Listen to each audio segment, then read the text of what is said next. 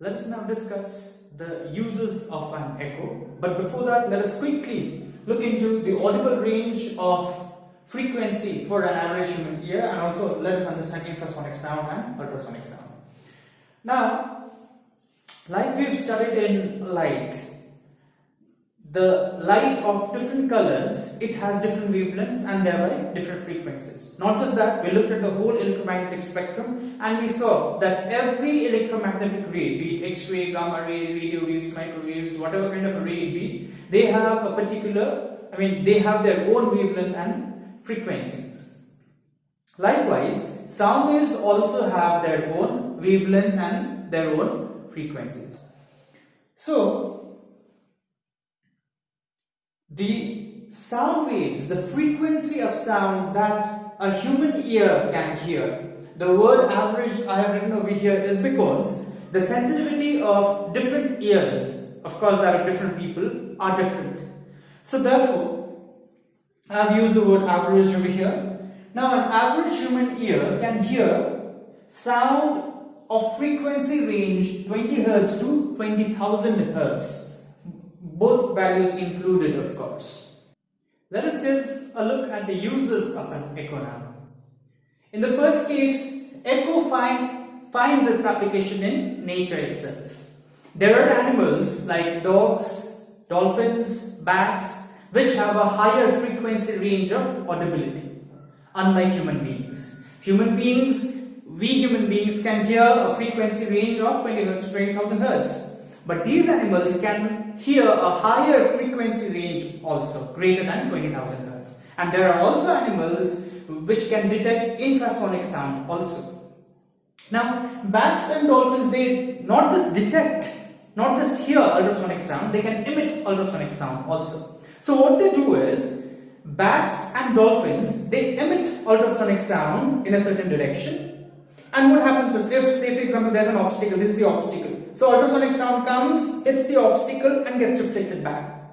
Now this reflected ultrasonic sound, or the echo of it so to say, is received by the dolphin or the bat, and they understand, okay, there's an obstacle, and they simply avoid that obstacle. Or it could be a prey. The ultrasonic sound emitted goes and hits the prey. The echo of it is received by the bats or the dolphins, and they understand, okay, there's a prey, and they go and gobble it up. Alright, so this is how echo finds its application in nature itself. The other example, or the other use rather, echo finds its use in medical field in ultrasonography. I don't know whether you've done ultrasonography or not. Okay, now ultrasonography, also called simply ultrasound, okay, or USG, is used to image the different organs of the body. Now this USG is also used to detect if you have stones inside the kidney or inside the gallbladder. Okay, so USG is done, and USG also uses ultrasonic waves. So the emitter, a device of the ultrasonic waves, okay, it's placed say on the stomach. Alright, so what happens is it emits ultrasound, or it emits ultrasonic waves, and the ultrasonic wave hits the organs of the body and is reflected back by the organs, and the detector of the reflected sound, or the echo, can then after image the different organs from where it is reflected.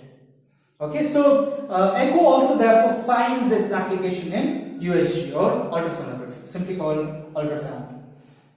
The third application of echo is in sonar. Now the full form of sonar is sound navigation and ranging. Sonar means sound navigation and ranging. We will see what the sound navigation and ranging is. But in sound navigation and ranging also, the sound wave that is used is ultrasonic waves.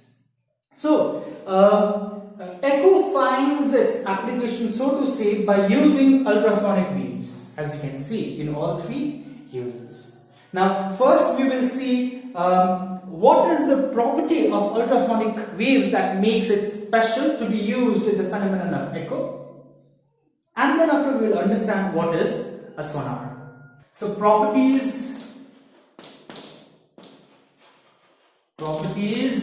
of ultrasonic waves that makes it so special that it is only this wave that is used, or it is this wave that finds its application in echo. Number one is it is not easily absorbed by the medium through which it travels, of course. It is not easily absorbed by the medium. Number two, it can be confined to a narrow beam. You can copy also as I'm writing here. Two, it can travel undeviated through a long distance. In the exam, you will be asked what are the properties of ultrasonic waves, because of which it is used in the phenomenon of echo or in the application of echo. So you will be asked at least two. Not at least two, a maximum of two, so you can remember any of these 2 points. So you can see that ultrasonic waves, they are not easily absorbed by the medium through which it is passing. So therefore ultrasonic waves can travel to a longer distance, so to say. They can be confined to a narrow beam. Meaning, if this is the wave that is being emitted, okay, it can be confined to a narrow beam. It can be confined to a small beam over here. Okay, so narrower the beam, what happens is the stronger it becomes and it travels a longer distance. Alright, and then after it can travel undeviated through a long distance. So as you can see, since it is not easily absorbed by the medium, therefore it can travel undeviated through a long distance. So these are the properties that make ultrasonic waves special. You can copy this too by pausing the video, and we quickly then after see what sonar is. Sonar is, the full form is sound navigation and ranging. It's called sonar.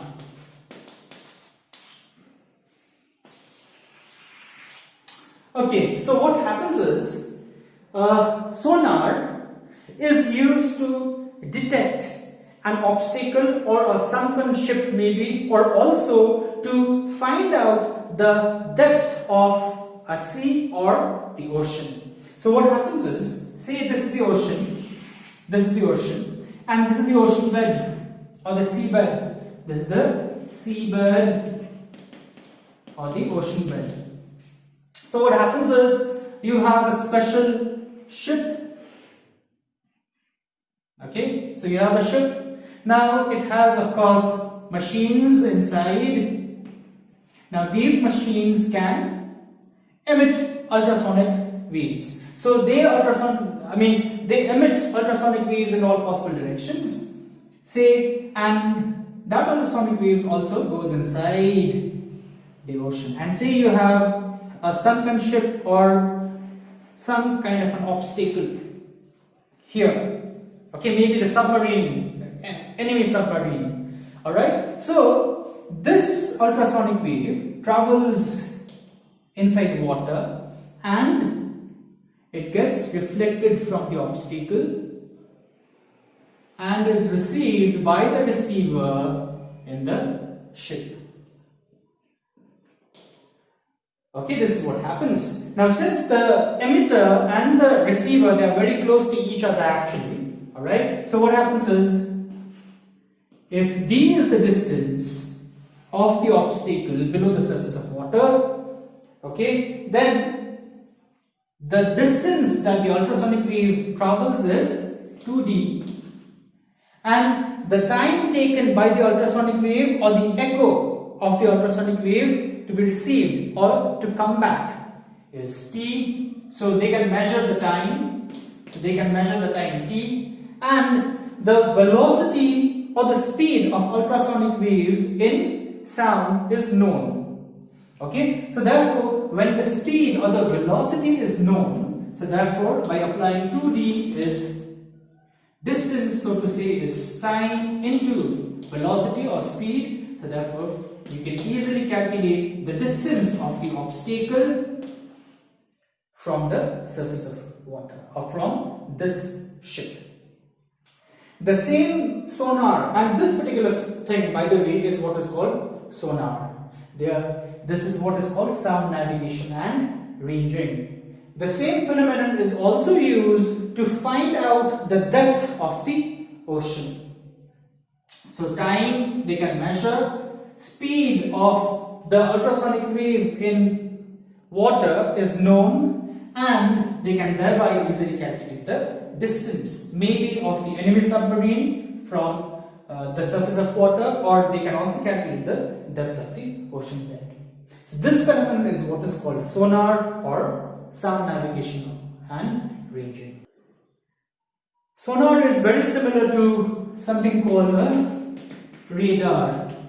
Radar, the full form is radio detection and ranging. So radar is used, to find aircrafts in the air, of course. But in radar, what they use is they use radio waves, that is an electromagnetic wave. In sonar, they use sound waves, that is ultrasonic waves, whereas in radar, they use radio waves. So this is what sonar is, and these are the applications of